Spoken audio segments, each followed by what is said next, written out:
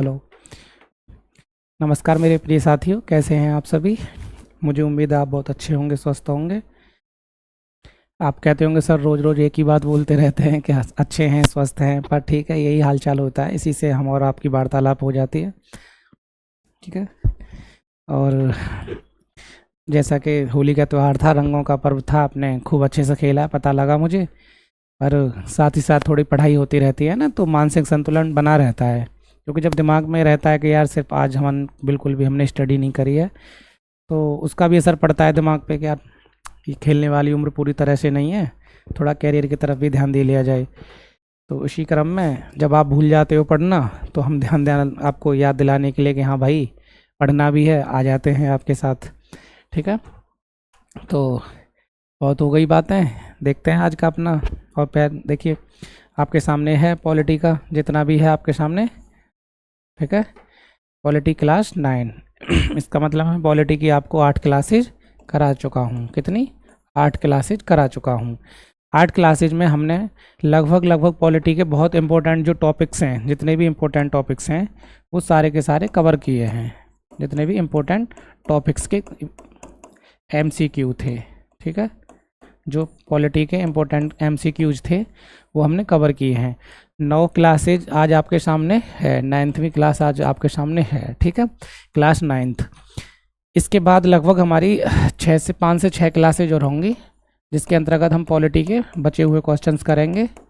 ठीक है।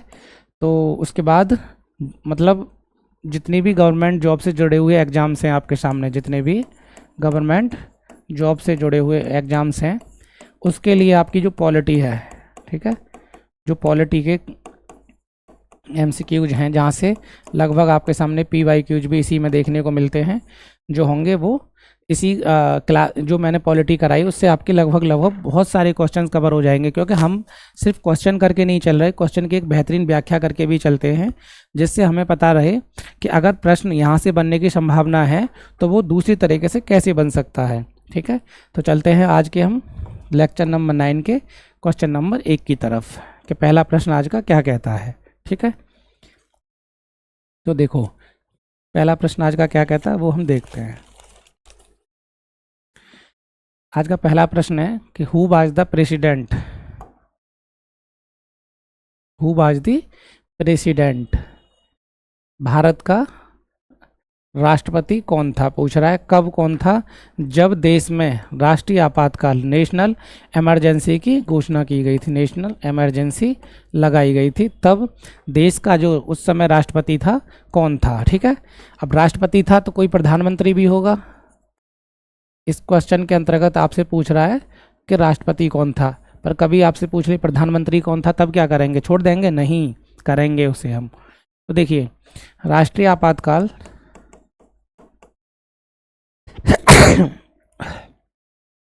राष्ट्रीय आपातकाल कब ला गया आगे, तो ये देखते हैं। ठीक है। तो जो राष्ट्रीय आपातकाल लगा था भारत में,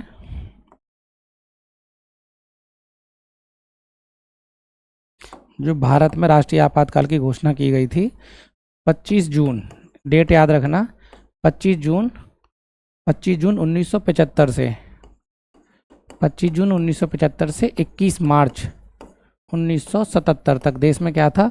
राष्ट्रीय आपातकाल लगा हुआ था। ठीक है। इस समय जो देश के प्रधानमंत्री थी वो कौन थी? इंदिरा गांधी। कौन? इंदिरा गांधी। कौन थी देश की प्रधानमंत्री? देश की प्रधानमंत्री कौन थी? तो इंदिरा गांधी। क्वेश्चन के अंतर्गत पूछ रहा है कि राष्ट्रपति कौन थे, राष्ट्रपति कौन थे। तो देखिए, उस समय जो राष्ट्रपति थे वो थे फखरुद्दीन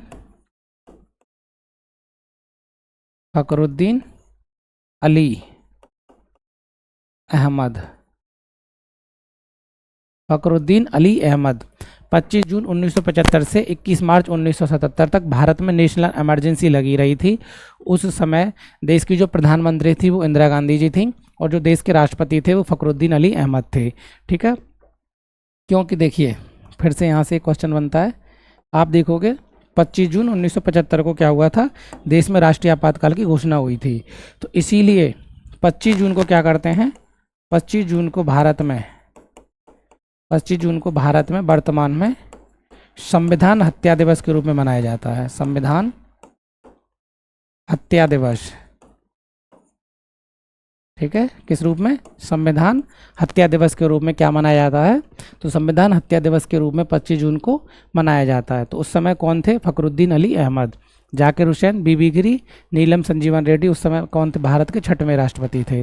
नीलम संजीवन रेड्डी कौन थे? तो भारत के 6वें राष्ट्रपति थे। तो आंसर क्या हो गया हमारा? फखरुद्दीन अली अहमद। ठीक है, प्रश्न कभी आपसे पूछता है कि 1975, देखिए यहाँ से कैसे प्रश्न बन सकते हैं वो देखते हैं। आपातकाल से नेशनल इमरजेंसी से पूछे कि देश में नेशनल इमरजेंसी कब लगी थी, तो 25 जून 1975 को लगी थी और 21 मार्च 1977 तक चली थी। ठीक है, फिर उसके बाद पूछे कि उस समय देश की प्रधानमंत्री कौन थी, तो देश की प्रधानमंत्री इंदिरा गांधी जी थी और देश के राष्ट्रपति डॉक्टर फखरुद्दीन अली अहमद थे। ठीक है, फखरुद्दीन अली अहमद, क्वेश्चन यहीं से पूछ रहा है। फिर पूछे कि जैसे 25 जून को क्या हुआ था, इमरजेंसी लगाई थी देश में आंतरिक अशांति के आधार पर। अब क्या हुआ कि जो 25 जून जो वर्तमान सरकार है, इन्होंने क्या किया है, 25 जून को संविधान हत्या दिवस के रूप में मनाने की घोषणा की है। ठीक है, तो 25 जून को क्या मनाते हैं? संविधान हत्या दिवस। क्वेश्चन नंबर 2 कि लोकसभा में शून्यकाल की अधिकतम अवधि कितनी होती है, पूछ रहा है। तो लोकसभा में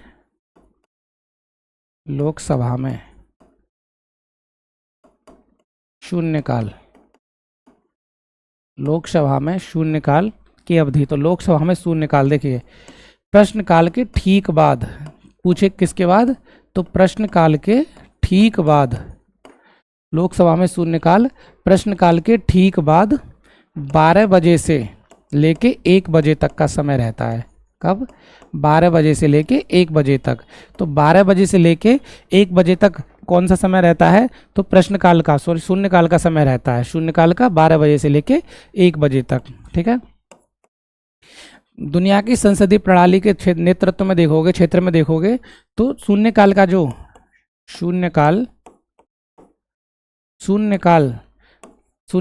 जो नवाचार किया है, शून्यकाल का जो नवाचार किया है संसदीय प्रणाली के अंतर्गत किया है, वो भारत ने ही किया है। किसने?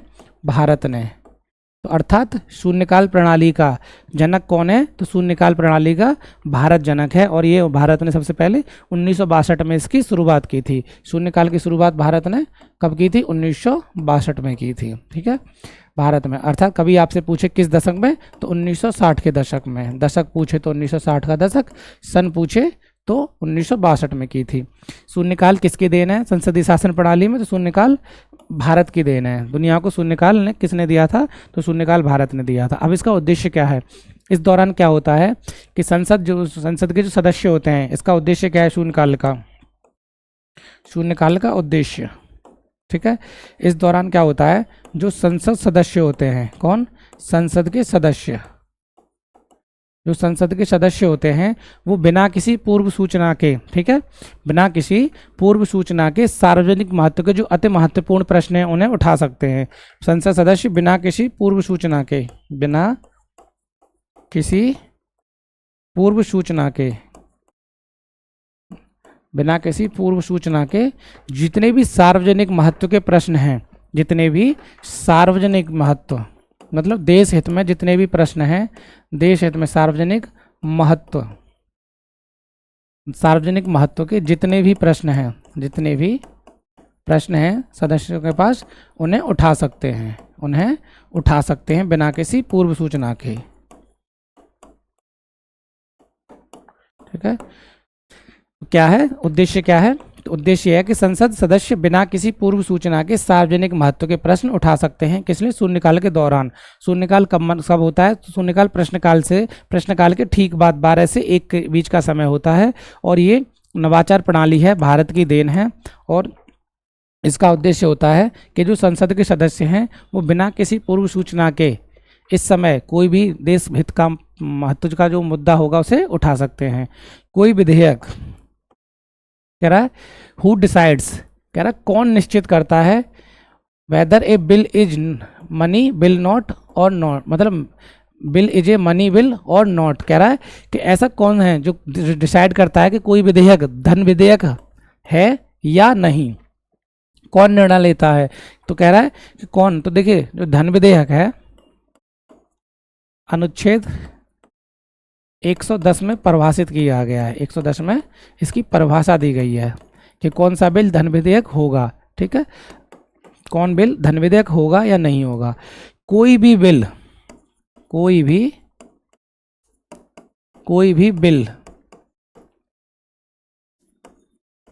धन विधेयक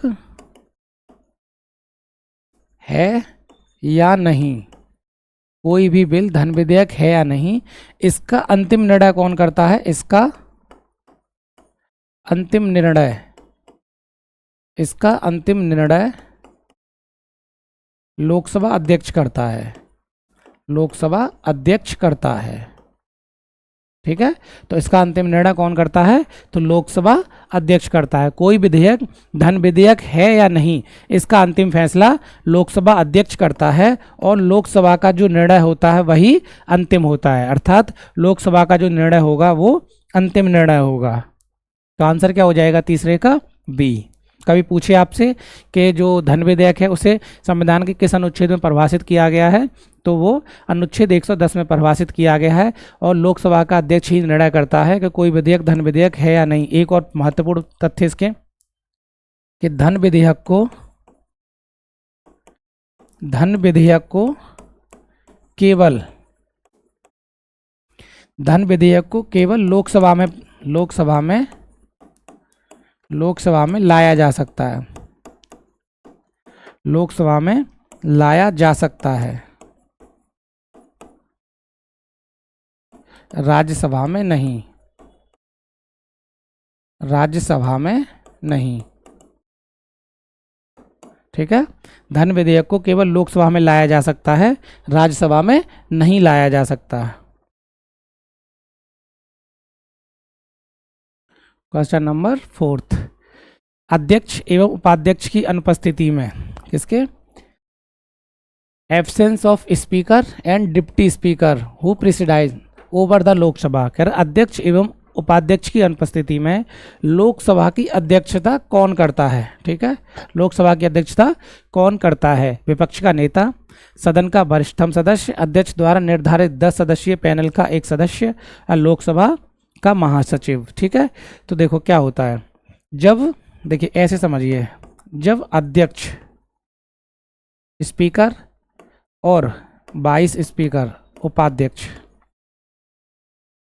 अध्यक्ष और उपाध्यक्ष क्या हों, दोनों ही अनुपस्थित हों, दोनों ही अनुपस्थित हों। जब अध्यक्ष और उपाध्यक्ष दोनों ही अनुपस्थित हों तो ऐसी स्थिति में क्या होता है, अध्यक्ष जो संसद सदस्य होते हैं ना, जो लोकसभा के सदस्य होते हैं, लोकसभा के सदस्य,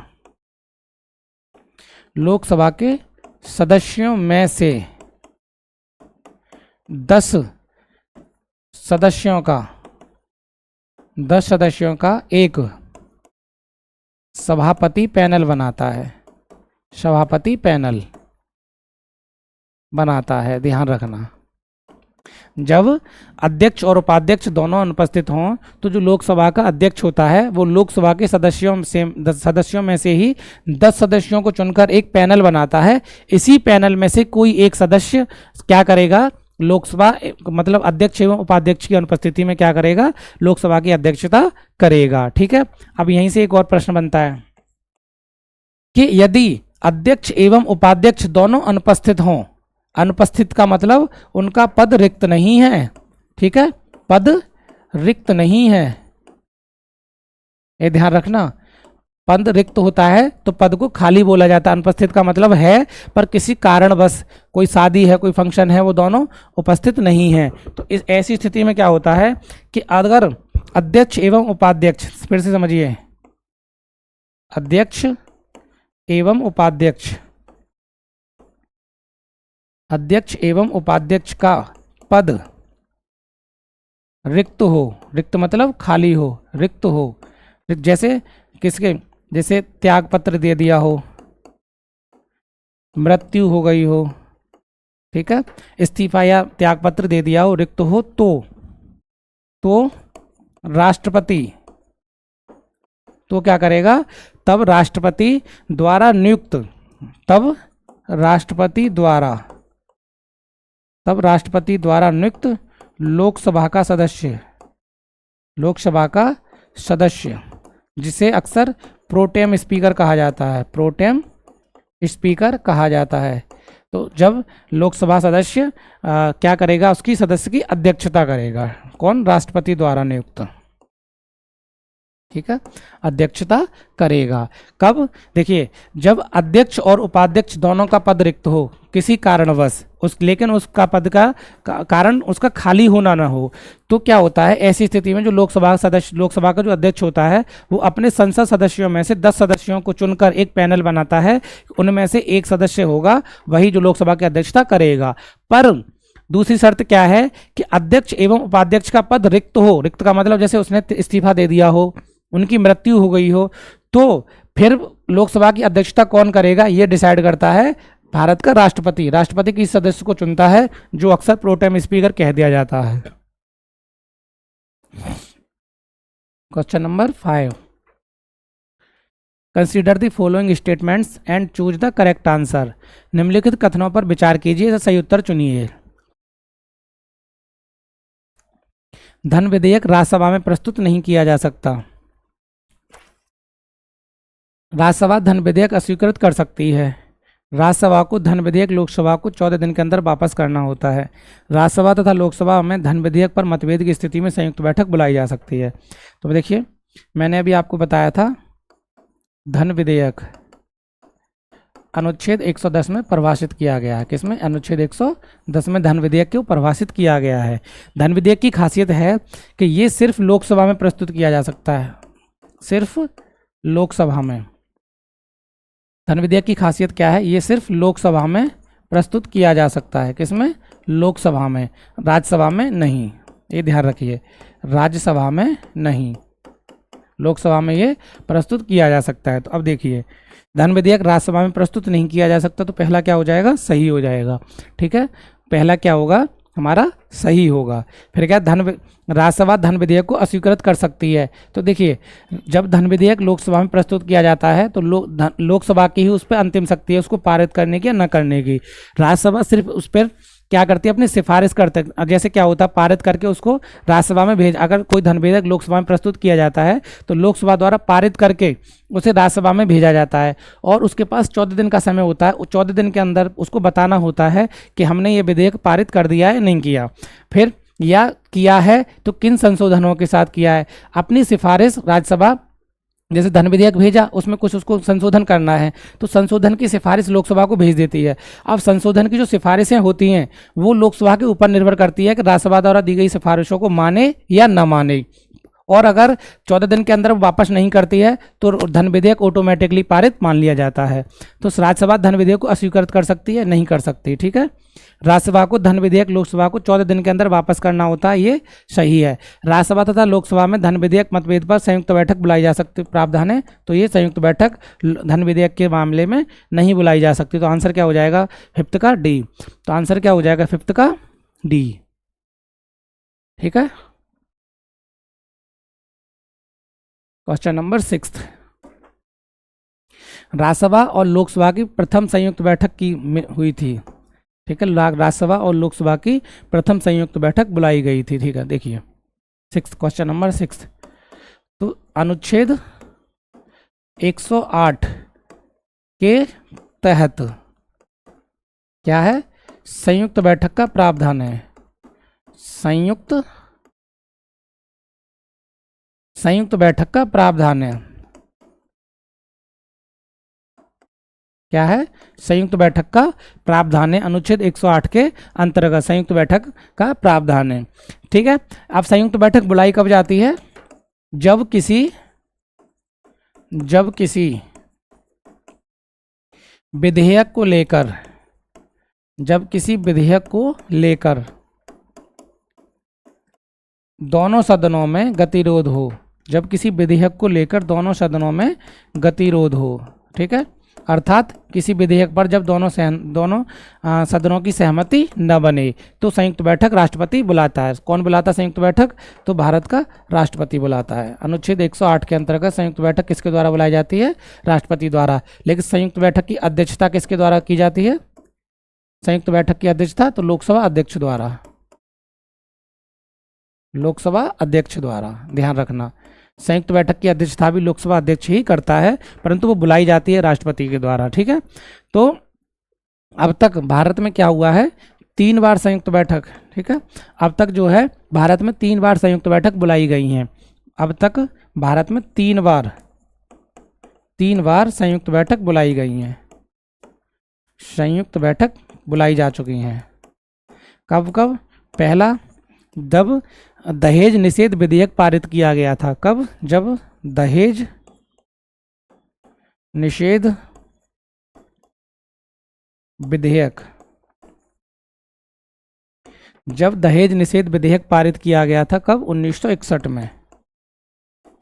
दूसरी बार, जब बैंक सेवा आयोग विधेयक पारित किया गया था 1978 में। जब बैंक सेवा आयोग, जब बैंक सेवा आयोग विधेयक, ठीक है, बैंक सेवा आयोग विधेयक 1978 में। तीसरी बार कब हुई थी? तीसरी बार जब हुई थी जब आतंकवाद निवारण विधेयक पारित किया गया था 2002 में। कब? जब आतंकवाद विधेयक पारित किया गया था 2002 में। तो 1961, 1978 और 2002 में दहेज निषेध विधेयक, बैंक सेवा आयोग विधेयक और आतंकवाद विधेयक पर क्या हुई थी? दोनों सदनों की अब तक 3 बार बैठक हो चुकी है। तो प्रथम पूछ रहा है, तो प्रथम संयुक्त बैठक कब हुई थी? तो प्रथम संयुक्त बैठक हुई थी आपको दहेज उन्मूलन विधेयक पर।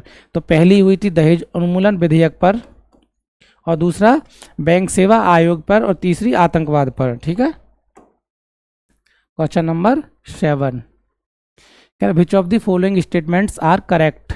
निम्नलिखित में से कौन सा कथन सही है? संविधान के अनुच्छेद कितना? अनुच्छेद 108 के द्वारा लोकसभा राज्यसभा की संयुक्त बैठक बुलाई जाती है। अभी मैंने बताया था तुमको, लोकसभा एवं राज्यसभा की प्रथम संयुक्त बैठक 1961 में हुई थी, अभी बताया था। ठीक है, दहेज निषेध विधेयक को लेके। किस विधेयक को? तो दहेज निषेध विधेयक 1961। तो ये सही हो जाता है हमारा, पहला सही है, दूसरा सही है। उपराष्ट्रपति दोनों सदनों की संयुक्त बैठक की अध्यक्षता करता है। तो दोनों सदनों की संयुक्त बैठक की अध्यक्षता कौन करता है? तो लोकसभा अध्यक्ष करता है। कौन? लोकसभा अध्यक्ष करता है। तो आंसर क्या हो जाएगा हमारा? 1 और 2। तो 7th का क्या हो जाएगा? सी। क्यों? क्योंकि उपराष्ट्रपति राज्यसभा का पदेन सभापति होता है, इसलिए जब दोनों सदनों की बैठक होगी तो अध्यक्षता वही करेगा जो लोकसभा का अध्यक्ष है। ठीक है, राज्यसभा का अध्यक्ष नहीं करता है। तो लोकसभा का अध्यक्ष होने के नाते लोकसभा अध्यक्ष दोनों सदनों की संयुक्त बैठक की अध्यक्षता करता है। तो आंसर क्या हो जाएगा 7 का? सी, 1 और 2। क्वेश्चन नंबर 8,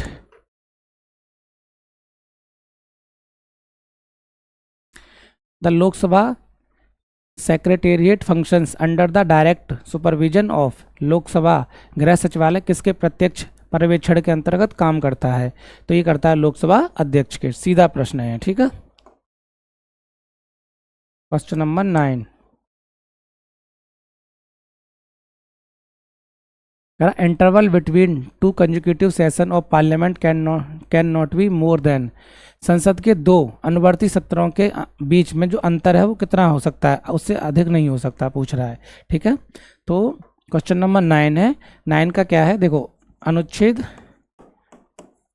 85 1 के अनुसार, अनुच्छेद 85 1 के अनुसार क्या है कि संसद के 2 अनुक्रमिक सत्रों के बीच, संसद के 2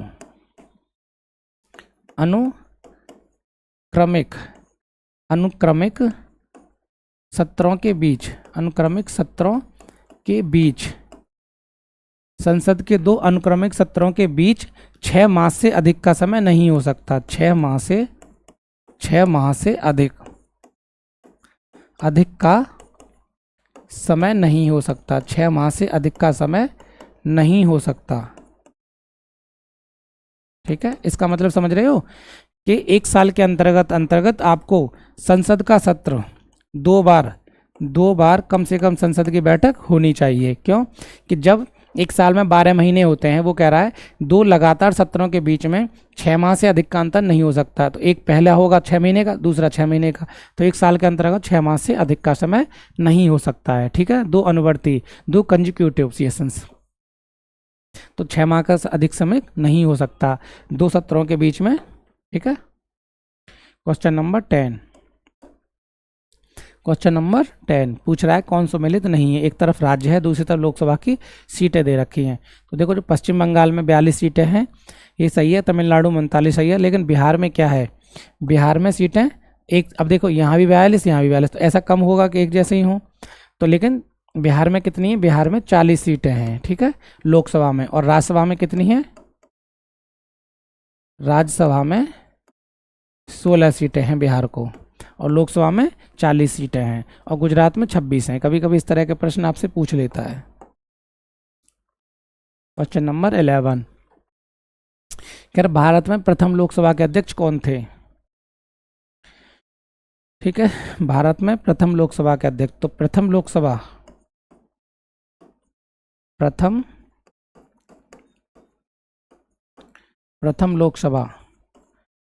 का गठन।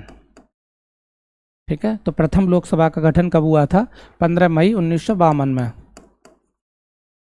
15 मई 1952 को हुई थी। और प्रथम लोकसभा के जो अध्यक्ष थे, प्रथम लोकसभा के प्रथम अध्यक्ष कौन थे लोकसभा के? तो ये थे जीवी मावलंकर। कौन? जीवी मावलंकर।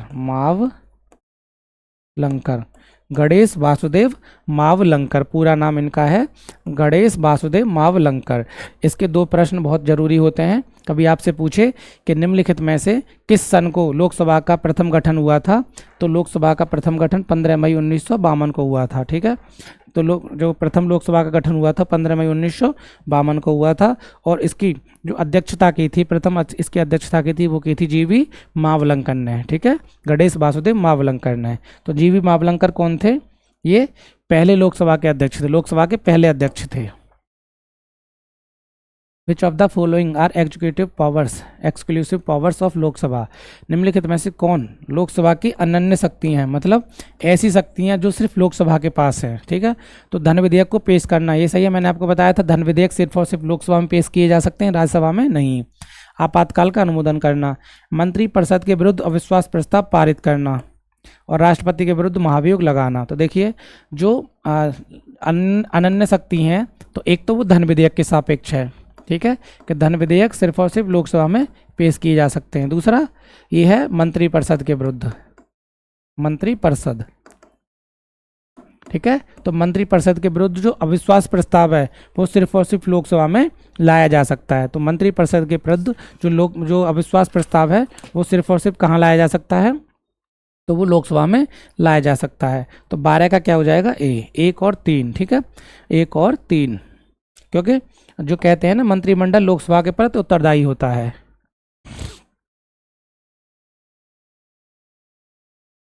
कह रहा है निम्नलिखित में से कौन सी शक्तियां केवल लोकसभा के पास हैं? केवल लोकसभा के पास, तो मतलब वही अभी जो आया था अनन्य शक्तियां। अनन्य मतलब है जो किसी एक ही के पास हों। विच of the following powers belong only Lok Sabha? धन विधेयक का पुनर्स्थापन ये है, धन विधेयक सिर्फ लोकसभा में प्रस्तुत किया जाता है। आपातकाल की घोषणा, मंत्रिपरिषद के विरुद्ध अविश्वास प्रस्ताव, ये भी है। राष्ट्रपति पर महाभियोग। तो आंसर क्या हो जाएगा? 13 का A। क्वेश्चन नंबर 14, निम्नलिखित में से कौन भारतीय राष्ट्रपति लोकसभा के अध्यक्ष भी रहे हैं? तो देखो, ये प्रश्न मैंने आपको कल परसों बताया था कि नीलम संजीवन रेड्डी, इनके बारे में थोड़ा जानते हैं। नीलम संजीव रेड्डी, नीलम संजीव रेड्डी, इनके बारे में थोड़ा देखो क्या है। जो नीलम संजीव रेड्डी हैं, ये भारत के 6वें नंबर के राष्ट्रपति थे। भारत के कौन से नंबर के? 6th राष्ट्रपति थे। 6th क्या थे? राष्ट्रपति थे। और ये दो बार लोकसभा के अध्यक्ष भी रहे हैं। 2 बार लोकसभा अध्यक्ष रहे हैं। ठीक है, 2 बार लोकसभा अध्यक्ष रहे हैं। भारत के एकमात्र निर्विरोध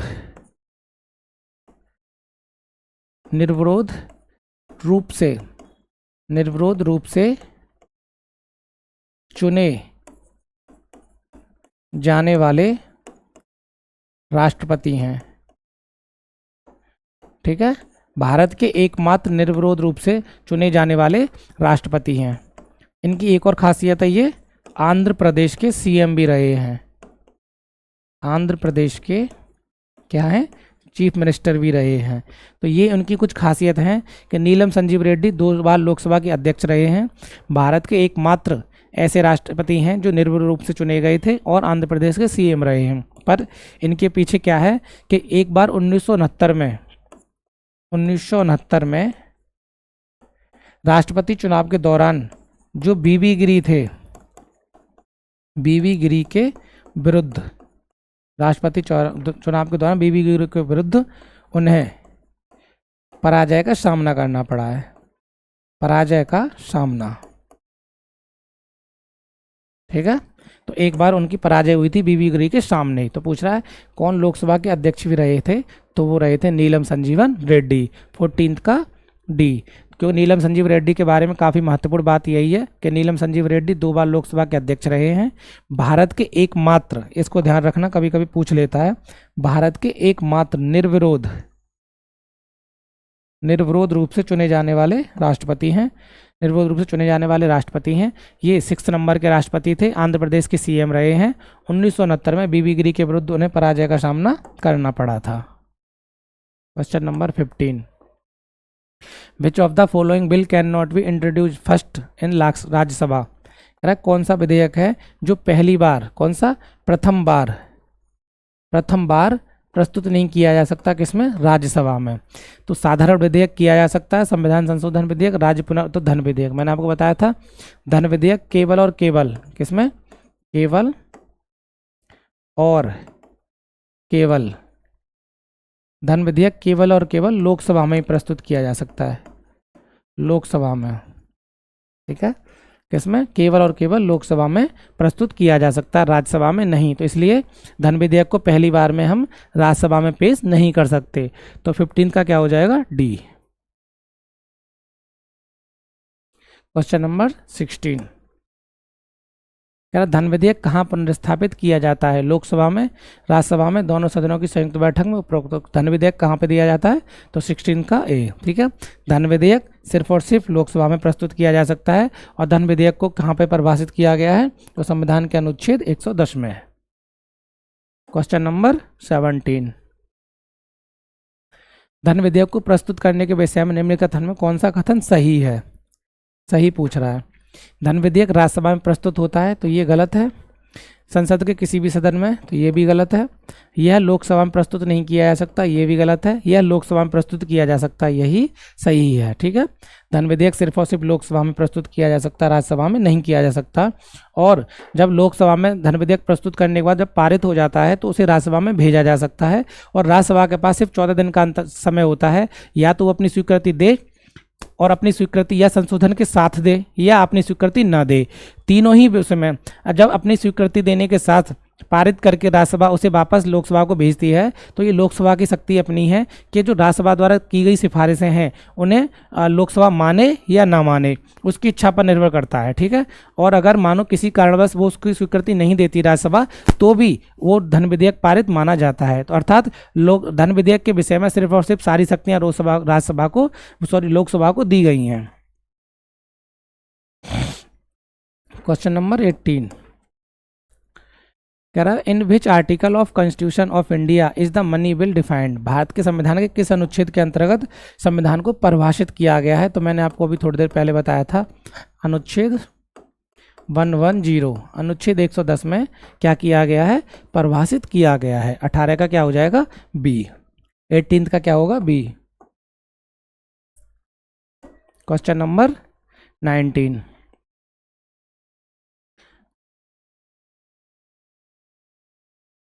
भारत के प्रधानमंत्री उत्तरदायी हैं, ठीक है।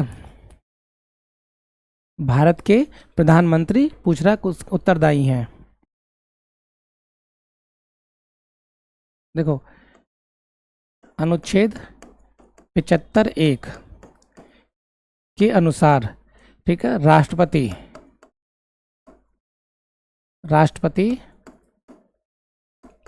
प्रधानमंत्री, अनुच्छेद 75(1) के अनुसार राष्ट्रपति प्रधानमंत्री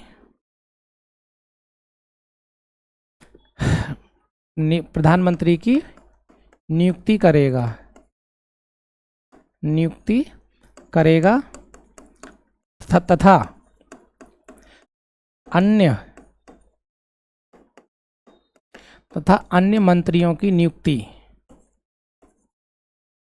तथा अन्य मंत्रियों की नियुक्ति प्रधानमंत्री की सलाह पर करेगा।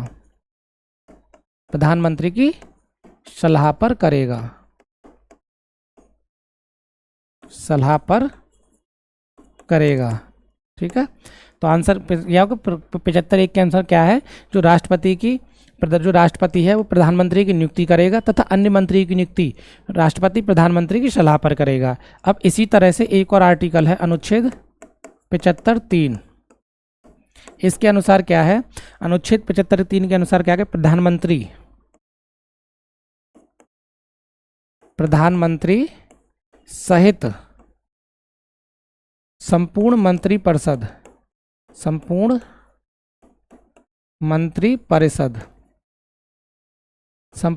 परिषद किसके प्रति, लोकसभा के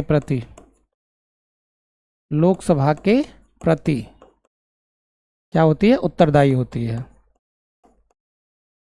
लोकसभा के प्रति क्या होती है, उत्तरदायी होती है। तो ये दो महत्वपूर्ण आर्टिकल हैं प्रधानमंत्री से संबंधित और मंत्रिपरिषद से संबंधित। तो किसके प्रति, तो लोकसभा के प्रति। तो क्या हो जाएगा 19 का बी। अनुच्छेद 75(1) कहता है जो प्रधानमंत्री जो होता है, प्रधानमंत्री की जो नियुक्ति होती है वो राष्ट्रपति द्वारा होती है, और प्रधानमंत्री जिन जिन मंत्रियों की सिफारिश करता है राष्ट्रपतियों ने मंत्रिपरिषद की सलाह पर, जो क्या प्रधानमंत्री की सलाह पर अन्य मंत्रियों की नियुक्ति करता है राष्ट्रपति। पर जो राष्ट्रपति चुनने के बाद जो मंत्रिपरिषद बनती है, प्रधानमंत्री और मंत्रिपरिषद, ये दोनों के दोनों 75(3) के अनुसार क्या होता है, लोकसभा के प्रति उत्तरदायी होते हैं। अर्थात इनको हटाने के लिए लोकसभा में ही अविश्वास प्रस्ताव लाया जाता है। भारत के प्रधानमंत्री उत्तरदायी होते हैं किसके प्रति, लोकसभा के प्रति। ठीक है, तो भारत के प्रधानमंत्री किसके प्रति उत्तरदायी होते हैं, लोकसभा के प्रति। इससे पहले वाले क्वेश्चन में मैंने बताया था। मंत्रिपरिषद किसके प्रति सामूहिक रूप से उत्तरदायी होती है, अभी बताया था मैंने, अनुच्छेद 75(3) के अनुसार प्रधानमंत्री सहित संपूर्ण मंत्रिपरिषद, प्रधानमंत्री सहित संपूर्ण मंत्रिपरिषद किसके प्रति, लोकसभा के प्रति, संपूर्ण मंत्रिपरिषद लोकसभा के प्रति उत्तरदायी होती है, लोकसभा के प्रति उत्तरदायी होती है। ठीक है, आंसर हो जाएगा हमारा किसके प्रति, लोकसभा के प्रति। अनुच्छेद 75(3) के अनुसार प्रधानमंत्री सहित संपूर्ण मंत्रिपरिषद लोकसभा के प्रति क्या होती है, उत्तरदायी होती है।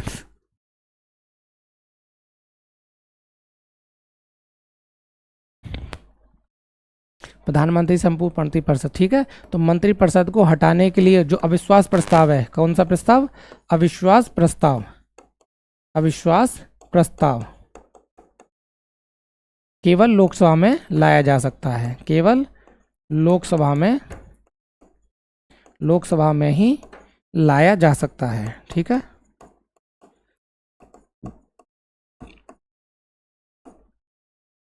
ठीक है, तो अविश्वास प्रस्ताव केवल और केवल कहाँ लाया जा सकता है, लोकसभा में ही लाया जा सकता है, राज्यसभा में उसे नहीं लाया जा सकता। ठीक है, क्यों, क्योंकि जो मंत्रिपरिषद है अनुच्छेद 75(3) के अनुसार वो लोकसभा के प्रति उत्तरदायी होती है। देखो इसमें क्या है, भारत में क्या है ना, संसदीय शासन प्रणाली अपनाई गई है। संसदीय शासन प्रणाली से तात्पर्य है ऐसी शासन प्रणाली जिसमें शक्ति का वास्तविक जो केंद्र होता है वो नाम मात्र शक्ति का होता है राष्ट्रपति, लेकिन जो वास्तविक शक्तियां प्राप्त होती हैं वो मंत्रिपरिषद वाले प्रधानमंत्री को प्राप्त होती हैं संसदीय शासन प्रणाली में। संसदीय शासन प्रणाली का जनक किसको कहते हैं, तो ब्रिटेन को कहते हैं। एक प्रणाली होती है अध्यक्षीय शासन प्रणाली, अध्यक्षीय शासन प्रणाली का जनक कहते हैं अमेरिका को। अध्यक्षीय शासन प्रणाली में वास्तविक शक्ति किसके पास होती है, तो वो होती है भारत, उसके देश के राष्ट्रपति के पास। लेकिन भारत में क्या है, संसदीय शासन प्रणाली है। जो संसदीय शासन प्रणाली में सारी शक्तियां होती हैं देश के प्रधानमंत्री के पास, प्रधानमंत्री और उसकी मंत्रिपरिषद के पास। अब क्योंकि मंत्रिपरिषद क्या है, 75(3) के तहत लोकसभा के प्रति उत्तरदायी है, इसलिए मंत्रिपरिषद को हटाने का जिम्मा भी लोकसभा का ही होता है। एक अविश्वास प्रस्ताव लाने, जब मंत्रिपरिषद को कभी लोकसभा को ये लगने लगता है कि सरकार के पास बहुमत नहीं है, तो जो विपक्ष होता है वो अविश्वास प्रस्ताव लेकर आता है चेक करने के लिए कि अविश्वास प्रस्ताव पारित हो पाता है नहीं। अगर किसी भी कारण से अविश्वास प्रस्ताव लोकसभा में पारित हो जाता है तो सरकार को इस्तीफा देना पड़ता है। ठीक है, तो सरकार को क्या होता है, मंत्रिपरिषद को अपना अपना त्यागपत्र देना पड़ता है, इस्तीफा देना पड़ता है। ठीक है, तो ये इसीलिए पूछ रहा है। Question number 22 correct, which of the following can a joint sitting of Lok Sabha and Rajya Sabha be held to resolve a deadlock? निम्नलिखित में से किस पर गतिरोध दूर करने हेतु लोकसभा एवं राज्यसभा की संयुक्त बैठक बुलाई जा सकती है? तो लोकसभा एवं राज्यसभा की संयुक्त बैठक किसके अंतर्गत, अनुच्छेद 108 के अंतर्गत बुलाई जाती है। अनुच्छेद 108 के अंतर्गत क्या होता है, लोकसभा एवं राज्यसभा की संयुक्त बैठक बुलाई जा सकती है।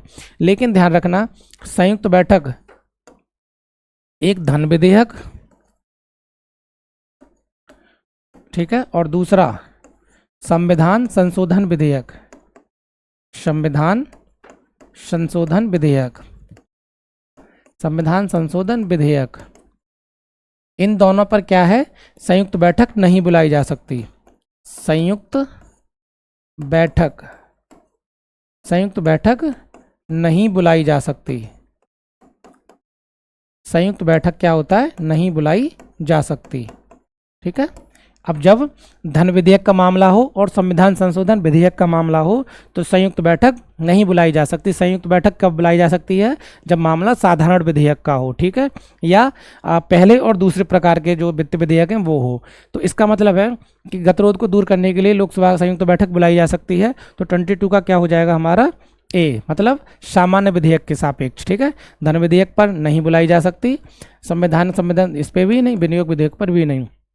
सामान्य विधेयक अर्थात साधारण विधेयक को दूर करने के, साधारण विधेयक जैसे मानो जैसे कोई विधेयक लोकसभा में लाया गया और उसमें पार करके गतिरोध को मतलब पारित करके वो राज्यसभा को भेजा गया, पर राज्यसभा उसे पारित नहीं कर रही है, दोनों के बीच में मतभेद है, दोनों सदनों के बीच में, तो राष्ट्रपति का दायित्व बन जाता है अनुच्छेद 108 के अंतर्गत कि वो दोनों सदनों को बिठाकर उस जो प्रस्ताव है साधारण विधेयक उसको पारित कराने के लिए संयुक्त बैठक बुलाई। और संयुक्त बैठक बुलाता कौन है, तो भारत का राष्ट्रपति, और लेकिन संयुक्त बैठक की अध्यक्षता कौन करता है, तो लोकसभा का अध्यक्ष।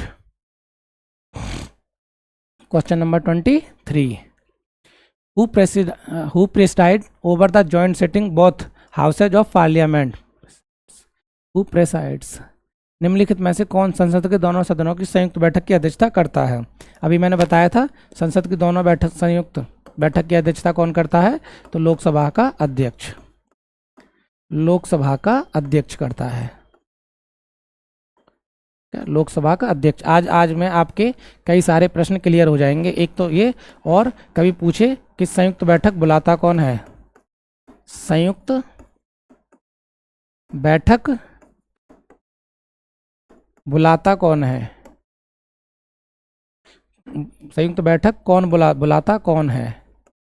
ठीक है, तो बुलाता है भारत का राष्ट्रपति, भारत का राष्ट्रपति। अनुच्छेद 108, अनुच्छेद 108 के अंतर्गत संयुक्त बैठक कौन बुलाता है, तो राष्ट्रपति। लेकिन जो राष्ट्रपति द्वारा संयुक्त बैठक बुलाई जाती है उसकी अध्यक्षता कौन करता है, तो वो जो लोकसभा का अध्यक्ष है। ठीक है, तो पूछ संयुक्त बैठक की अध्यक्षता कौन करता है, तो लोकसभा का अध्यक्ष करता है। राज्यसभा का सभापति कौन होता है, तो भारत का उपराष्ट्रपति।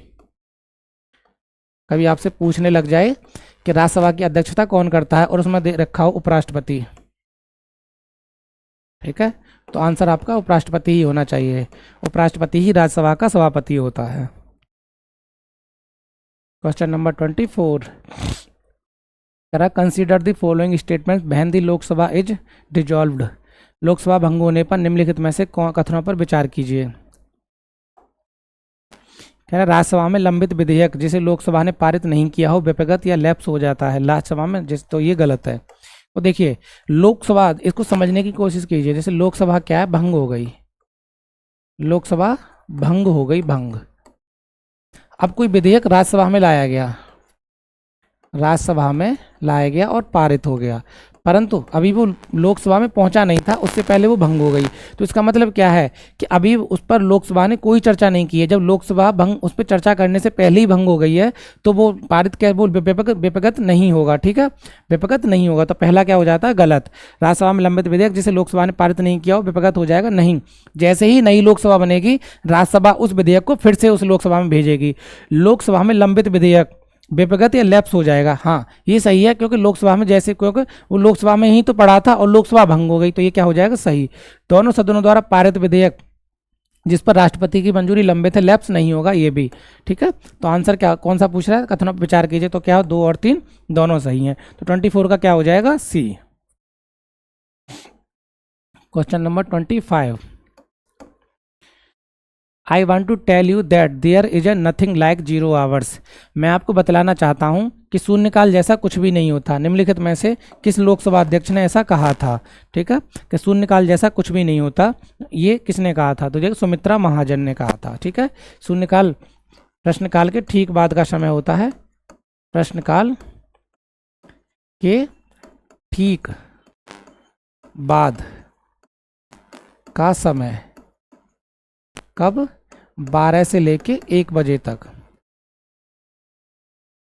ठीक है, कब, 12 से लेके 1 बजे तक का जो समय होता है वो क्या होता है, शून्यकाल का होता है। अर्थात 12 बजे से 1 लेकर जो प्रश्नकाल के ठीक बाद का समय है उसको हम शून्यकाल कहते हैं, और वो 12 बजे से लेके 1 बजे तक होता है।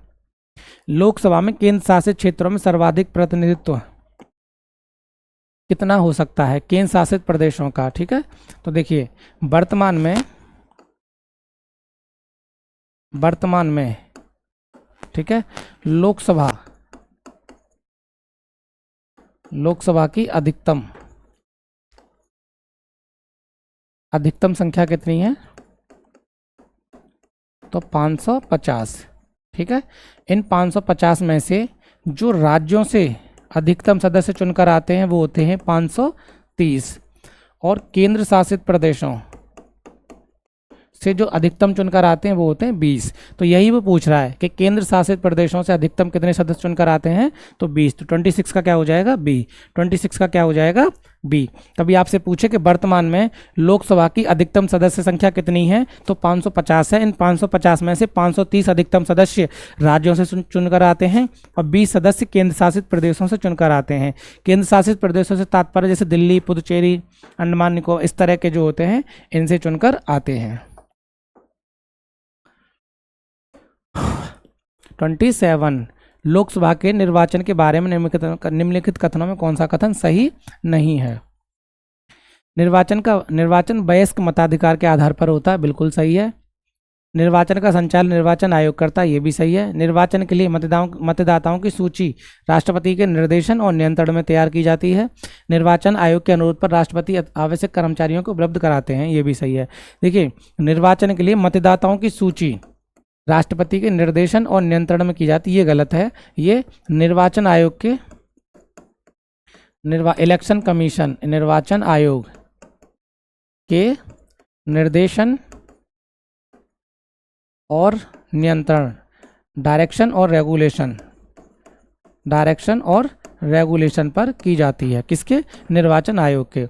निर्वाचन आयोग मैंने आपको बताया था संविधान के भाग 15 में अनुच्छेद 324 से लेके 329 तक इसका प्रावधान है। ठीक है, कौन सा कथन पूछ रहा है, सही नहीं है, इसलिए आंसर क्या हो जाएगा, सी। Question number 28,